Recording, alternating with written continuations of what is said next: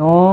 งในนามข้อยเป็นคนลาวพี่น้องเอ้ยที่มาทำงานอยู่ประเทศไทยเนาะพอเห็นรูปภาพนี่แล้วมันปลื้มมิติอีหลีพี่น้องบอกเลยว่าสุดหัวใจเนาะพระองค์เพิ่นเสด็จไปเปิดสะพานแห่งที่5เนาะบึงกาฬบ่หลีคำไซเด้อพี่น้องเด้อระหว่างสะพานมิตรภาพไทยและลาวเนาะบึงกาฬบ่หลีคำไซเนาะพี่น้องเห็นรูปภาพนี้บ่พี่น้องเห็นรูปภาพนี้บ่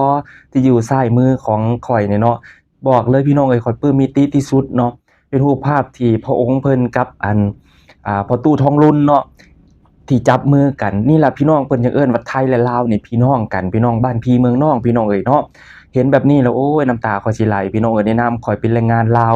ที่มาขายแรงงานอยู่ในประเทศไทยพี่น้องเอ้ยคือแบบดีอกดีใจที่สุดเนาะที่เพิ่นเสด็จไปเยือนลาวแล้วก็คือไปเปิดสะพานมิตรภาพเนาะไทยและลาวนี่พี่น้องเอ้ยเนาะดีใจพี่น้องเอาตรงๆเลยบอกว่าดีใจแบบสุดๆเนาะ ดีใจแบบก่อนหน้านี้คือข้อยก็บ่เคยเห็นหั้นน่ะบ่เคยเห็นพระองค์เพิ่นแบบเสด็จไปแบบใกล้ไปกับผู้นำลาวอะนะพี่น้องพอมาเห็นแบบนี้เรารู้สึกแบบโอ้โฮพี่น้องเอ้ยเนาะสุดซึ้งที่สุดน้ำตาอยากไหลพี่น้องพี่น้องขอบมุกขอบใจเด้อพี่น้องและขอบคุณพี่น้อง FC ชาวไทยที่ติดตามเบาหนึ่งให้กำลังใจเบาหนึ่งมาโดยตลอดเด้อครับเด้อเบาหนึ่งก็ขอบคุณหลายๆบ่เคยลืมพระคุณพี่น้องชาวไทยที่ให้ความเมตตาให้ความรักให้ความเอ็นดูเบาหนึ่งนะครับผมเนาะจั่งใดเบาหนึ่งขอบคุณหลายๆครับพี่น้องแล้วก็ ขอบมุกขอบใจพี่น้องลาวเฮาที่อยู่ต่างประเทศและขอขอบคุณพี่น้องชาวไทยที่อยู่ต่างประเทศนำเด้อฝากกดไลค์กดแชร์ให้เบาหนึ่งแหน่ให้เบาหนึ่งมีกำลังใจเฮ็ดคลิปวิดีโอต่อไปพี่น้องเอ้ยขอบมุกขอบใจหลายๆพี่น้องเอ้ย